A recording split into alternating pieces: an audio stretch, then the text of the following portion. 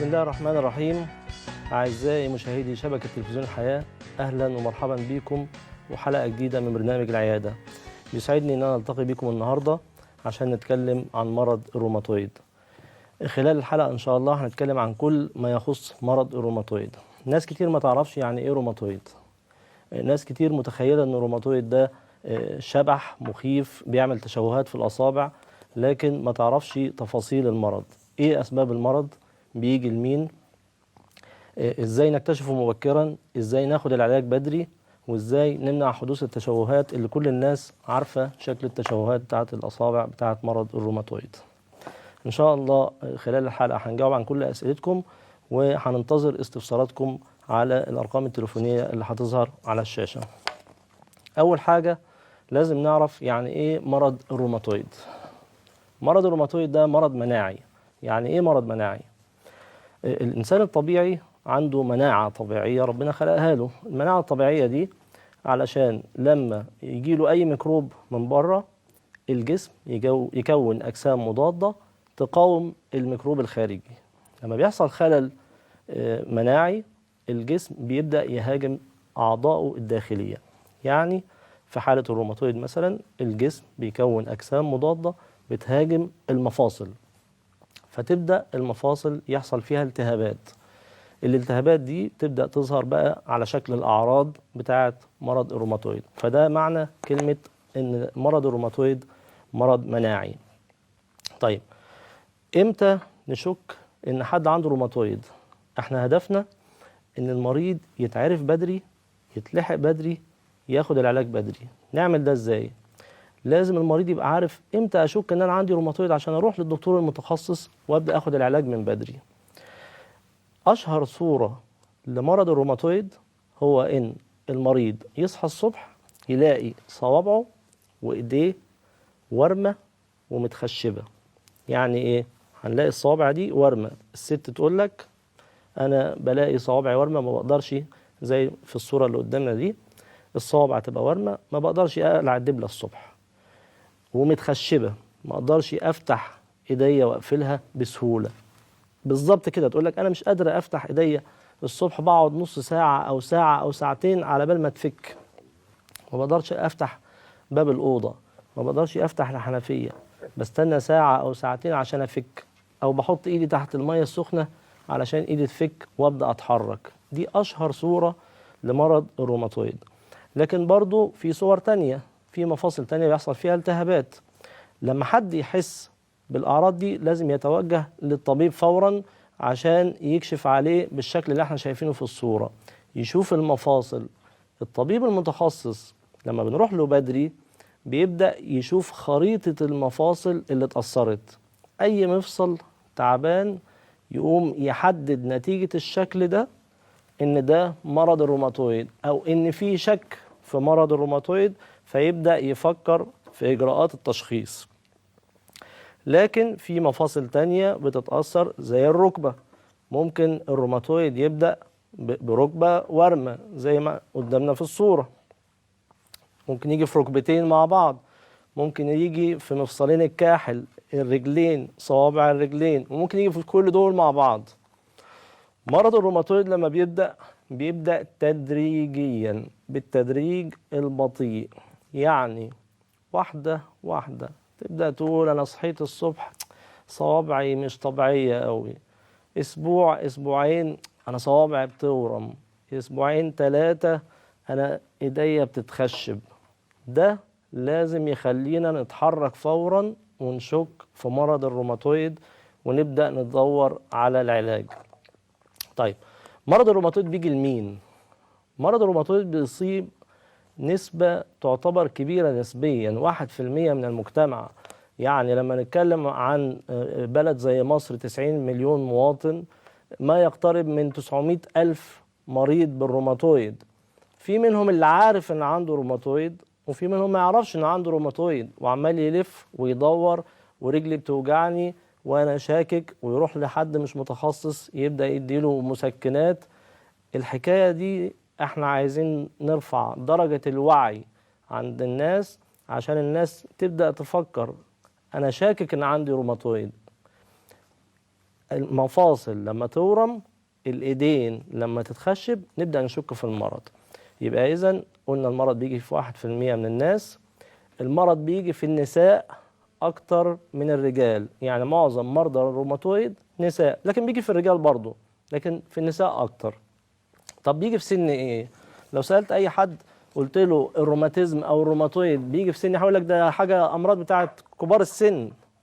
لكن الحقيقة أن مرض الروماتويد بيجي في كل الأعمار، بيجي في الأطفال وبيجي في كبار السن. بالعكس بقى، ده أكبر نسبة من مرضى الروماتويد بتكون في فترة الشباب من 20 ل 40.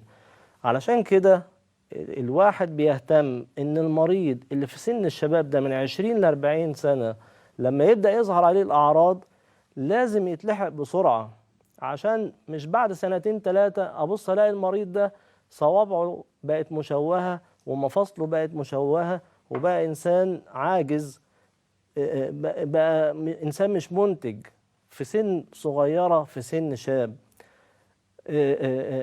ده هدفنا من إن احنا نوعي الناس بالسن بتاع مرض الروماتويد. طيب التشخيص بتاعه بيكون ازاي؟ زي ما شايفين في الصورة كده، شوف التشوهات دي. التشوهات دي بتاعة مريض ما أخدش علاج مظبوط، وما أخدش علاج مظبوط لفترة. ساعات المرض بيكون في منتهى الشدة بحيث نوصل للصورة دي خلال سنة سنتين. المرض شديد جدا، جاله النهاردة ما أخدش علاج لمدة سنتين بقى شكله كده.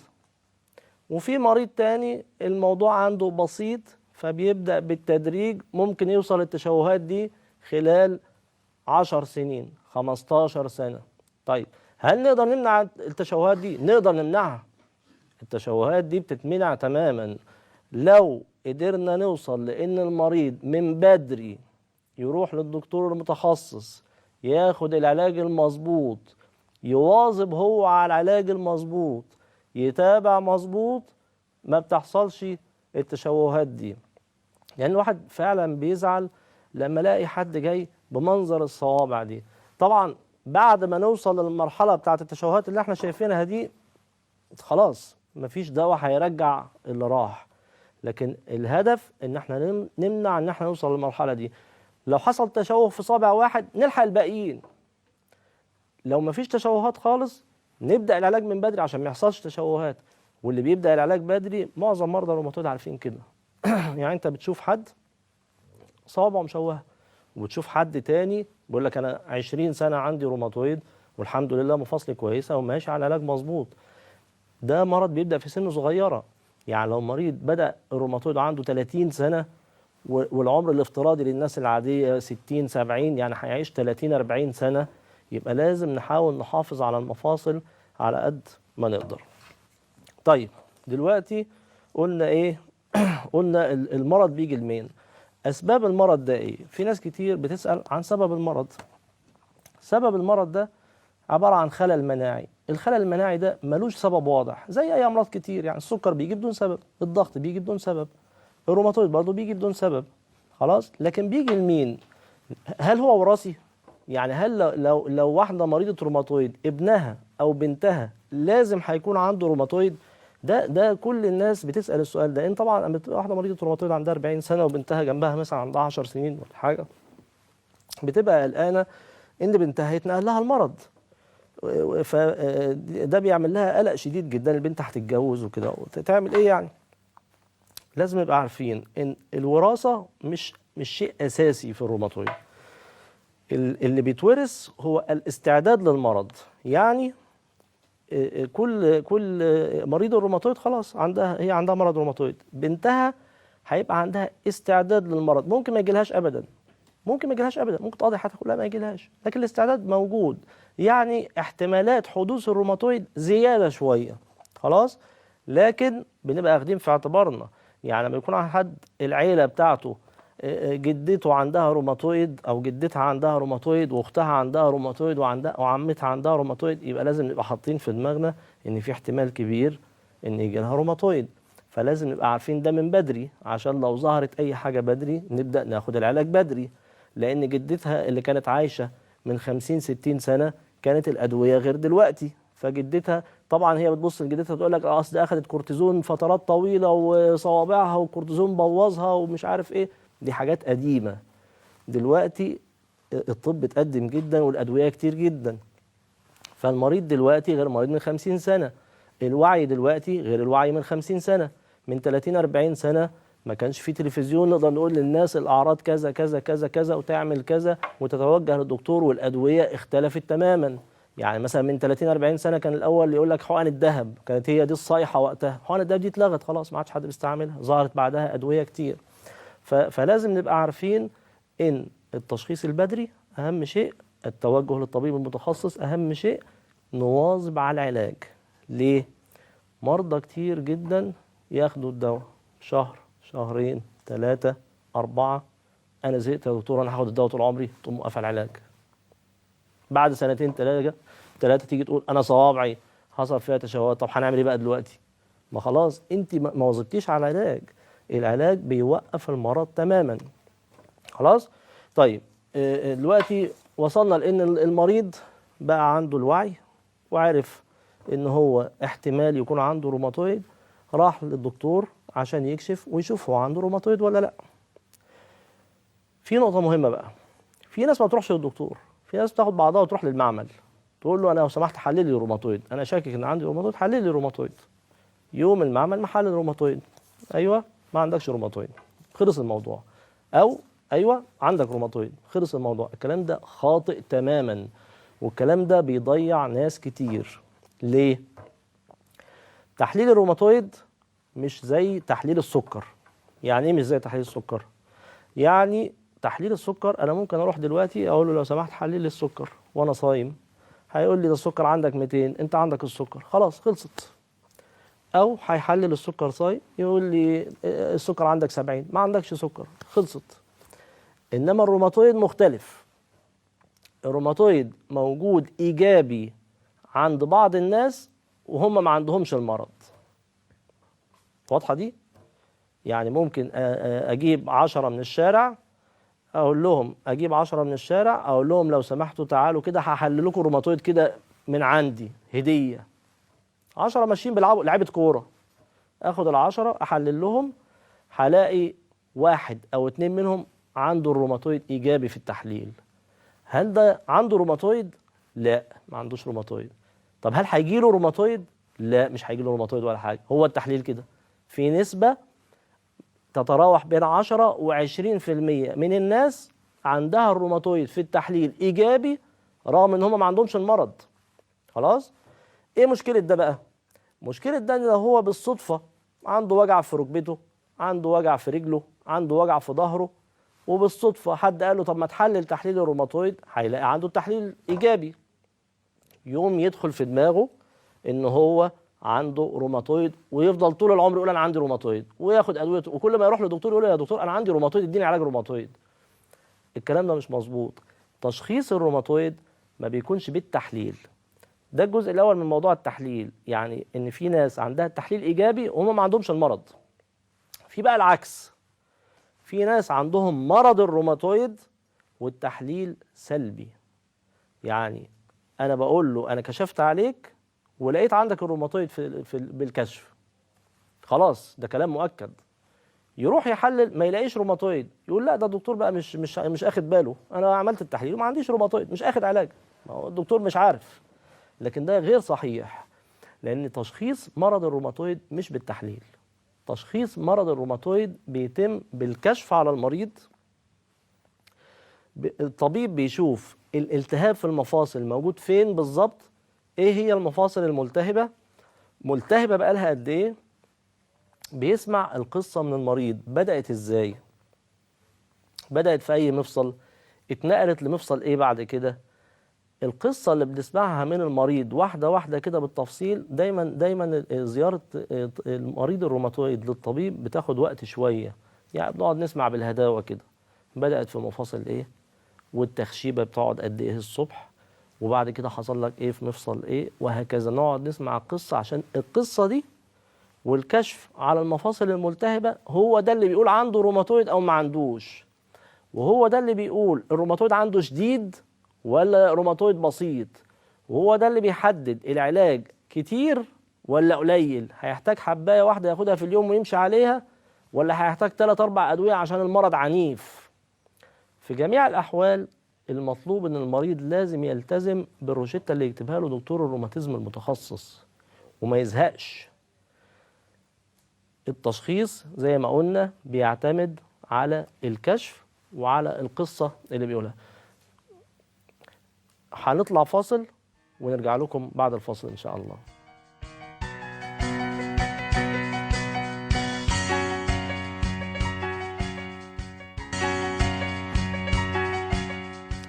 ورجعنا لكم بعد الفاصل، ومعانا دلوقتي على تليفون مدام هناء. اتفضلي.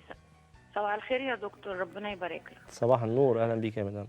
الله يخليك. دلوقتي يا دكتور انا عندي روماتويد بقالي 17 سنه بعاني منه. دلوقتي انا باخد كورتيزون وباخد ميثوتريكسات وباخد ايس فري، باخد علاج الروماتويد كامل متكامل. تمام. انا ظهر دلوقتي وعامله عمليات في مفصل رجلي الاثنين، شايله الغشاء المبطن لان تمام. عندي في الركب هو باستمرار نشط. تمام. فدلوقتي يا دكتور انا حاسه، انا امبارح جايه الساعه 2 بالليل من عند الدكاتره، والله دايخه على رجلي مش قادره. رجلي تمام. من تحت من عند الخلخال كده اهو الم رهيب وبتشد. تمام. بتشد، بقوم من احلى نوم عليها. انا على مفصل الكاحل، مفصل الانكل. من تحت. وبطن رجلي من ورا يا دكتور، من ورا من عند مفصل الرجل بقى، بس من ورا الام يا دكتور زي ما تكون شادد عروقي دي بتقطع فيها كده. طيب بتاخدي جرعه ميثوتريكسيت قد ايه؟ والله يا دكتور، ودلوقتي كمان ظاهر لي العصعوص بتاع ظهري من ورا في الاخر كده الم رهيب. لا، العصعوص ملوش علاقه بالروماتويد. يعني نعم، العصعوص ملوش علاقه بالروماتويد. بس انا بدأ دلوقتي البول بيفلت مني ودايخه على الدكاتره والله يا دكتور. معنى كده ان احتمال يكون في عندك مشكله في الظهر. انت عندك انزلاق غضروفي ولا حاجه؟ لا، هو الروماتويد ومشاكل بقى الكبد، دهون والكلام اللي هو المعتاد. لا، لازم يكون في مشكله تانية مع الروماتويد هي اللي مسببه ان البول بيفلت منك، مش الروماتويد هو السبب. لكن انا يهمني اعرف، قلتي ان مفصل الانكل الرجلين لسه بيورم، مظبوط؟ بسيط. يعني انا قعدت فتره طويله 6 سنين ابذل ميه من رجلي واحقنها كورتيزون. ده في الركب؟ بس دلوقتي الجديد يا دكتور الخلاخيل بتاعت رجلي دي الم رهيب، مش قادره اخدم نفسي. انت عندك سكر ولا حاجه؟ لا الحمد لله، انا لسه عامله التحاليل مفيش. في اي مشاكل في القلب؟ لا، هو بس بيجي لي اوقات ضربات بس سريعه كده. يعني كشفتي قلب ولا لا؟ كشفت لسه الاسبوع اللي فات كشف بطنه وقلب. تمام، سليم القلب الحمد لله. طيب صوابعك اخبارها ايه؟ لا، صوابعي كانت بتتنى بس بعد احيان بتتشنج كده. يعني لسه لحد دلوقتي بتتخش بالصبح وبتورم؟ لا الحمد لله. طيب لا. تحاليل الروماتويد اخبارها ايه؟ سرعه الترسيب كام؟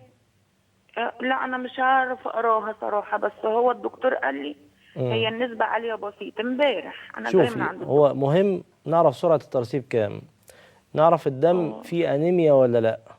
عندي انيميا حاده. انيميا كام؟ الهيموجلوبين عندك كام؟ مش مع المشكله اللي انا مش عارفه، ما بعرفش اقرا التحاليل. طيب اصل شوفي، يعني اللي موجود في المفاصل الرجلين ليه اسباب كتير، منها ان يكون الروماتويد نشط، فلازم نعرف الروماتويد نشط ولا لا. دي الدكتور بيعرفها من التحاليل، من سرعه الترسيب ومن صوره الدم ومن الكشف على المفصل. الحاجه الثانيه لو القلب فيه مشكله بيعمل ورم في الرجلين.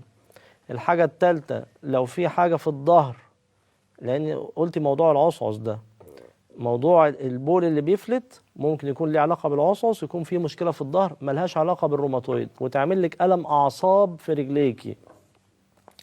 الموضوع مش بس روماتويد. الروماتويد بعد 17 سنه غالبا ما بيكونش بالنشاط اللي زي الروماتويد في الاول. فانا انصحك ان لازم حد يشوف لك ظهرك، يشوف العمود الفقري اخباره ايه. ما ينفعش نزود ادويه الروماتويد واحنا مش متاكدين اذا كان عندك نشاط للمرض ولا لا. النشاط بيبان من التحاليل وبيبان من التخشيبه والتورم. بتقولي دلوقتي مش موجودين، يعني معنى كده ان غالبا الروماتويد مش نشط. نكمل كلامنا. معانا مدام امال من دمياط. مدام منال من دمياط، اهلا وسهلا، اتفضلي. السلام عليكم. عليكم السلام ورحمه الله. ازيك يا دكتور؟ اهلا وسهلا. انا بكلم حضرتك بخصوص بنتي. ايوه. هي عندها 25 سنه، متزوجه وعندها بنتين. تمام. وهي من فتره كده، من سنه تقريبا نفس الاعراض اللي حضرتك بتقولها، اللي هي صباحها بتتنى شويه وبعدين بتورم. معايا حضرتك؟ معاكي سامعك. الم طبعا في المفاصل، معظم جسمها كله كده يعني تعبان. طبعا عملنا اكتر من التحليل وفعلا طلع زي ما حضرتك قلت كده التحليل الايجابيه اللي هي الروماتويد. تمام. خدت علاج روماتويد عند اكتر من دكتور. اخر تمام. دكتور قال ان دي يعني حاجه كده، طبعا هي قالها انجلش ان هي روماتيزم عصبي. يعني طيب. هي الحاله العصبيه. فايبروميالجيا قال لك انجلش ولا ايه؟ يعني مش متذكر. قال لك فايبروميالجيا قال لك ايه؟ يعني لا، هي حاجه طيب. كلمتين كده. طيب. المهم ان هي بتاخد دلوقتي حاليا العلاج لكن مش مستريحه. يعني نفس برضو بعض الاوقات تقوم برضو من النوم نفس تورم الايدين، وخدت طبعا نسبه كورتيزون. وهي طبعا لما تاخد كورتيزون بتتحسن ولا لا؟ اتحسنت بعض الشيء لكن برضو رجعت تعبت تاني. يعني رجعت يعني تتحسن شويه وترجع كانت تاني. عند الدكتور في القاهره. تمام. بتتحسن وبتتعب تاني طيب. الدواء لما بتاخده بتمشي عليه فتره قد ايه؟ يعني في دكتور مشاها شهر، في دكتور مشاها شهر ونص او الكلام شهرين. ده معلش. الكلام ده غلط. كلام غلط. أيوة. مفيش. يعني اخر دكتور نصحها يعني بانها تدخل مثلا تلعب لا يعني ثواني تدخل بس، مثلا خليكي معايا. أيوة. اذا ده روماتويد أيوة. مفيش دكتور ابدا يقول حد علاج روماتويد شهر. مستحيل. لا يمكن يكون دكتور متخصص في الروماتيزم هيقول لك حد علاج روماتويد لمده شهر. ادويه الروماتويد كلها تاني يا دكتور. بتكرروا تاني. تكرروا تاني. بصي ادويه الروماتويد علشان تبدا تشتغل بتاخد اكتر من شهر، احيانا بتاخد 3 شهور. أيوة. يعني انا لما اخد دواء الروماتويد امشي عليه على الاقل 3 شهور، وبعد 3 شهور ابدا اقيم المفاصل والتحليل، لازم الاثنين يتحسنوا. طب يعني اخر مره اتحسنت بقت كويسه فتره وبعدين رجعت تاني وقفت العلاج. لازم ماشيه على العلاج. لا ماشيه على العلاج. العلاج ايه اللي بتاخده؟ لا انا ما اعرفش، لان هي يعني هي كلمتني ان اكلم حضرتك. طيب. طيب. لا شوفي، هو علاج الروماتويد بيتمشي عليه اقل شيء 3 شهور، ونتابع بعد كده، نتابع بالتحليل ونتابع بالكشف. لو العلاج مظبوط والتشخيص مظبوط لازم كل العلامات بتنزل، كل التهابات المفاصل لازم تنزل، كل التحاليل لازم تنزل من ابتداء من 3 شهور. علاج شهر ما يظهرش ابدا نتيجه، علاج شهرين ما يظهرش نتيجه. الكورتيزون والادويه المضاده للالتهاب دي بتتعاطى في الاول بس، لما ادويه الروماتويد اللي كل المرضى الروماتويد عارفينها مش قبل 3 شهور على بال ما نبدا نحس بالنتيجه بتاعتها. ودي مشكله بنعاني منها مع مرضى كتير جدا. بيجي الدكتور يكتب له الدواء، ياخد الدواء شهر ونص، يقول انا ما حسيتش بتحسن، اوقف واروح لدكتور تاني. الدكتور التاني يبدا له العلاج، ياخد برضه شهر ونص، شهرين، ما حسيتش بتحسن، يوقف ويروح لدكتور ثالث، وهكذا. لا، الكلام ده مش مظبوط. العلاج ما دام انا واثق في الدكتور اللي انا رايح له ده دكتور متخصص في التخصص ده، رحت له وقال لي ان عندك روماتويد، خلاص التشخيص واضح. حكايه روماتيزم عصبي انا مش عارف هي قصدها في مرضين، في حاجه اسمها روماتيزم موسمي اللي هو باليندروميك روماتيزم، ده روماتيزم موسمي، او يكون قصدها على فايبروميالجيا، ده عباره عن التهاب عضلات عصبي بس ده ما بيعملش تورمات. فانا مش فاهم ايه المقصود بكلمه روماتيزم عصبي اللي هي قالتها.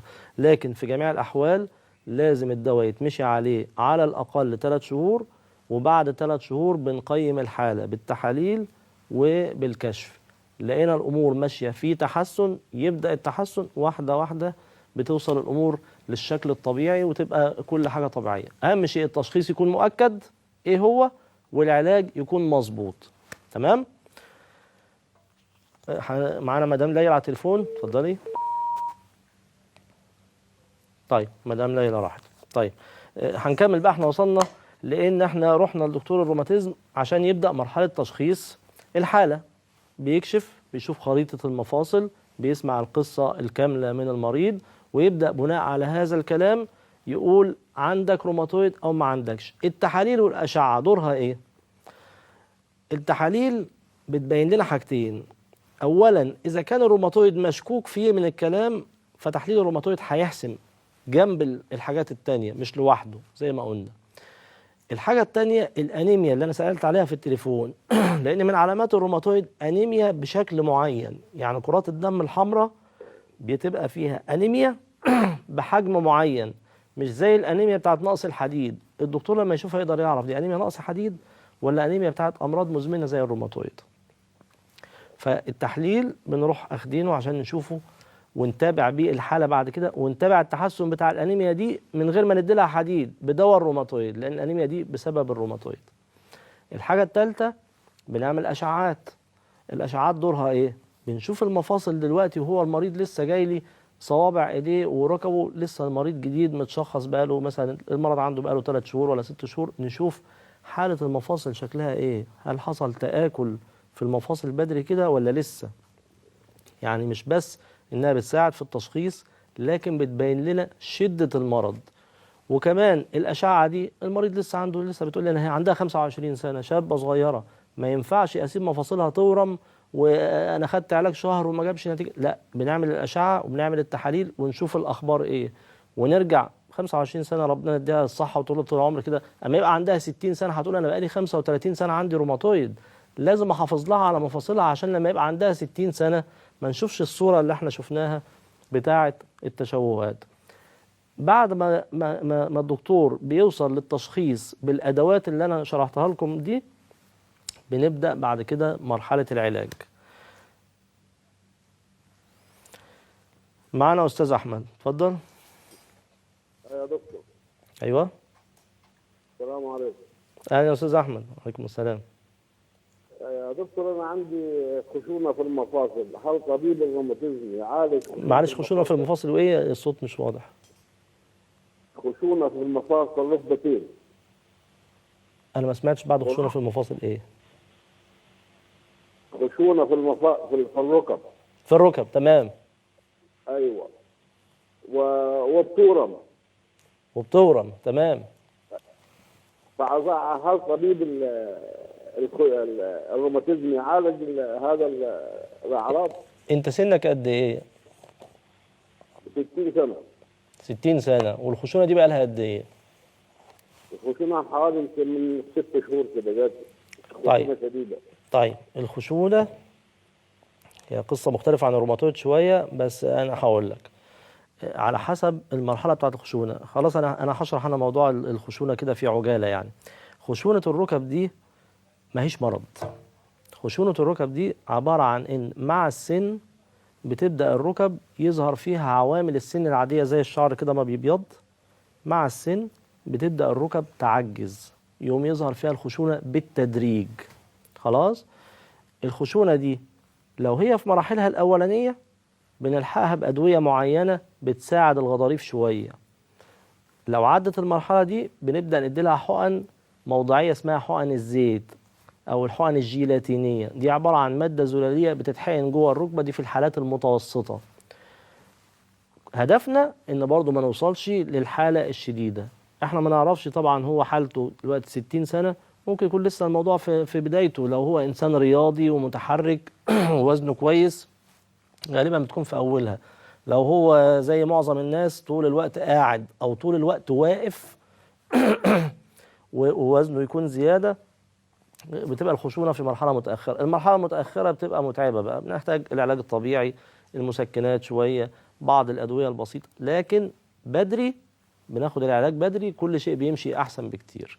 هيبقى في بعد كده نتكلم عن موضوع الخشونه في حلقه منفصله، لان دي قصه طويله خالص.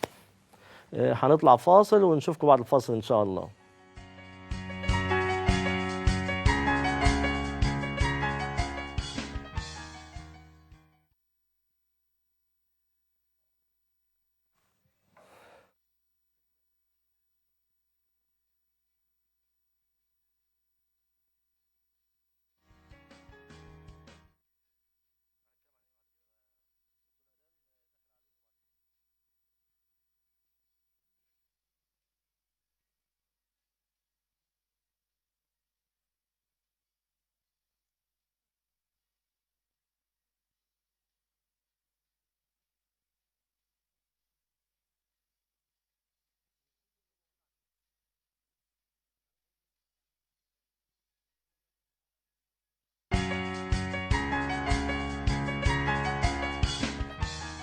ورجعنا لكم مرة تانية عشان نكمل كلامنا عن موضوع الروماتويد.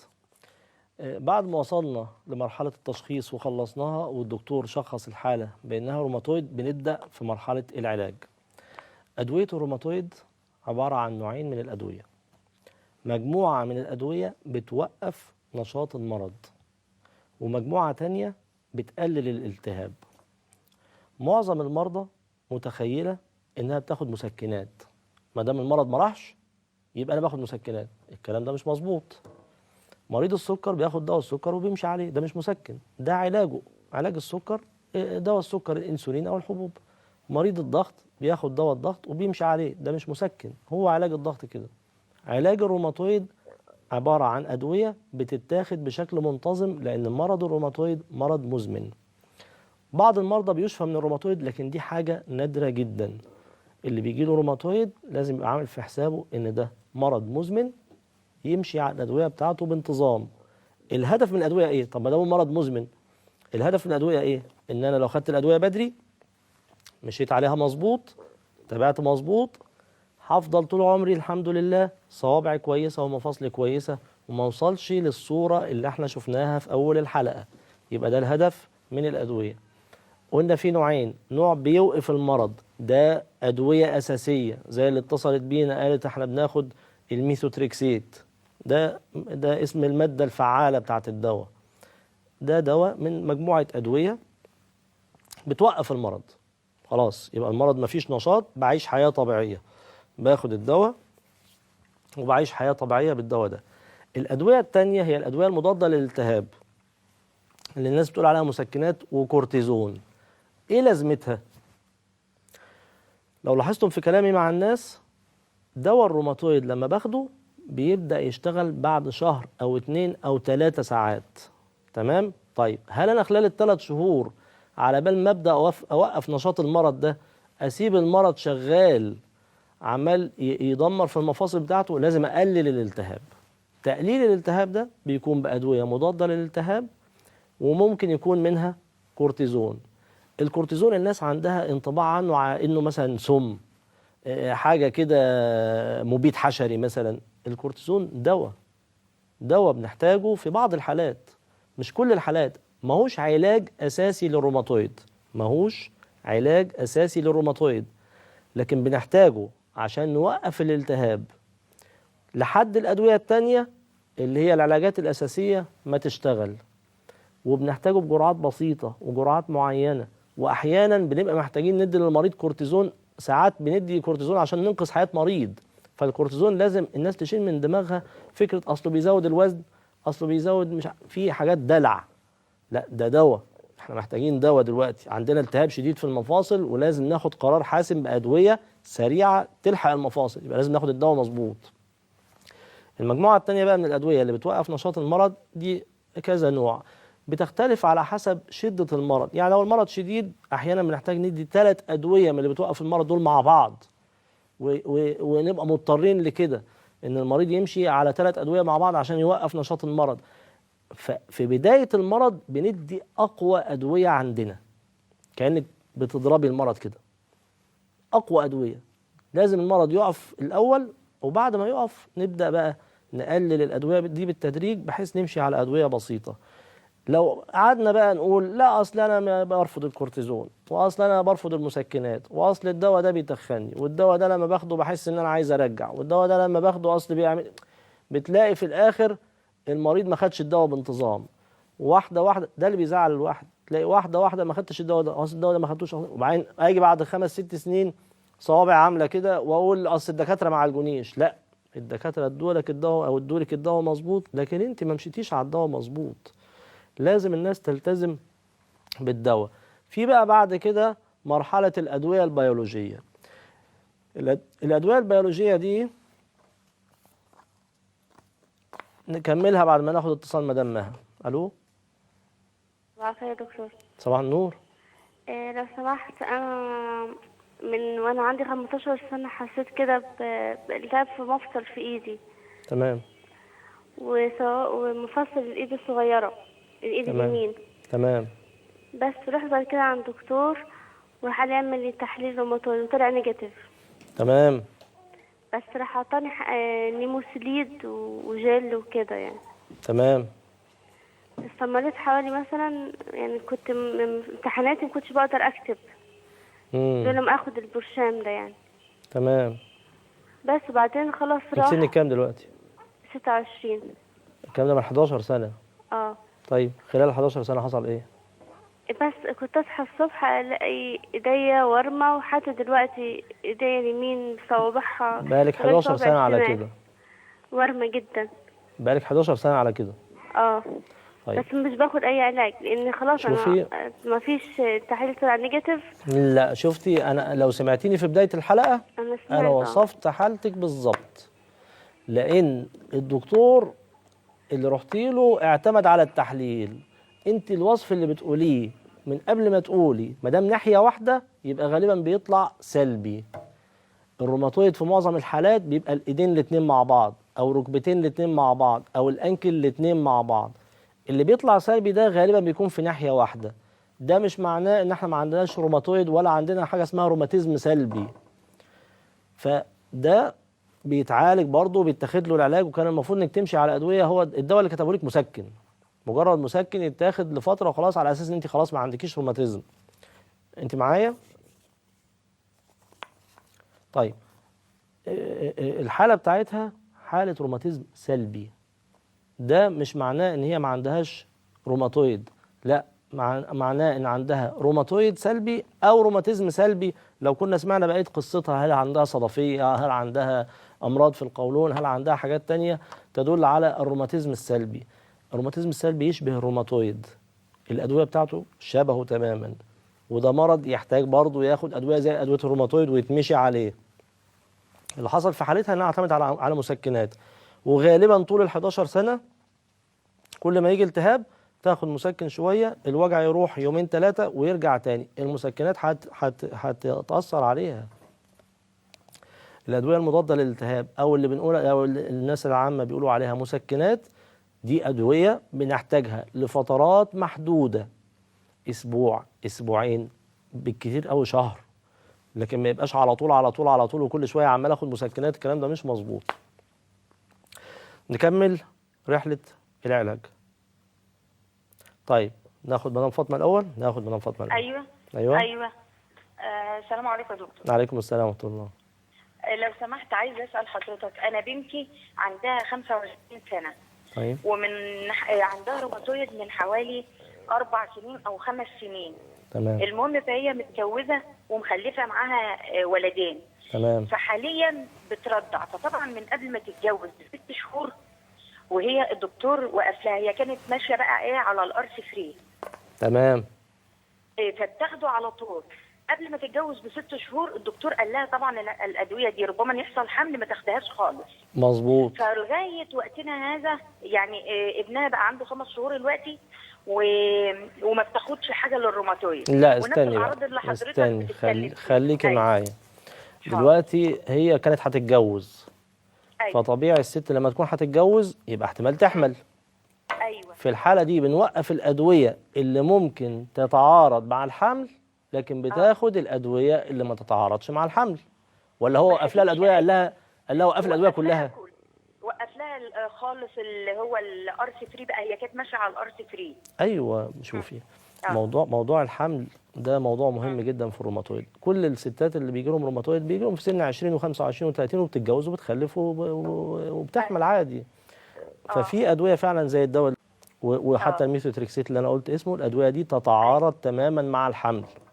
ما هي ما خدتهاش الفتره دي. ايوه. في الحاله دي مش معنى كده ان انا اوقف، يعني معلش، مش عشان هي تحمل او اوقف ادويه الروماتويد واسيبها تحمل وهي مفاصلها تبوظ. لا، احنا بنوقف الادويه اللي تتعارض مع الحمل وبندي لها ادويه تانية ما تتعارضش مع الحمل بس. فهو حصل خطأ في حالتها، كان المفروض تاخد ادويه ما تتعارضش مع الحمل، بتتجوز وهي بتاخد الادويه، وبتحمل وهي بتاخد الادويه، وبتخلف وهي بتاخد الادويه، وبترضع وهي بتاخد الادويه. الدواء اهم شيء. لكن ان انا اوقف، يعني بتقول هي دلوقتي قالت لي وقفت الدواء قبل الجواز ب6 شهور، وبعدين اتجوزت وخلفت وابنها عنده 5 شهور. يعني ما احنا كده بنتكلم على مدى 2 سنين بدون علاج. ده كلام مش مظبوط. لازم يكون في دواء الروماتويد لازم يتوقف. ما ينفعش ان انا اوقف ادويه الروماتويد واقول اصلها هتتجوز وتحمل. لا، بوقف الادويه اللي تتعارض مع الحمل وبدي ادويه تانية مسموحه في الحمل. في ادويه مسموحه في الحمل، الكورتيزون نفسه اللي الناس كلها متخوفه منه ده مسموح في الحمل. ما ينفعش ان الادويه تقف ابدا ما دام في نشاط للمرض، لان ده بيرجع ياثر على المفاصل بعد كده. بتتكلم انا زعلان والله، بتتكلم في سنتين بدون علاج، ونرجع بعد كده نقول ده اصل حصل المفاصل ملتهبه وبالصوابع بدا يحصل فيها مشاكل. طيب احنا كده وصلنا لنهايه حلقتنا النهارده. في ختام الحلقه احب اشكر كل المشاهدين اللي شافونا النهارده، واتمنى نكون جاوبنا على كل اسئلتكم، والى اللقاء في حلقه قادمه ان شاء الله.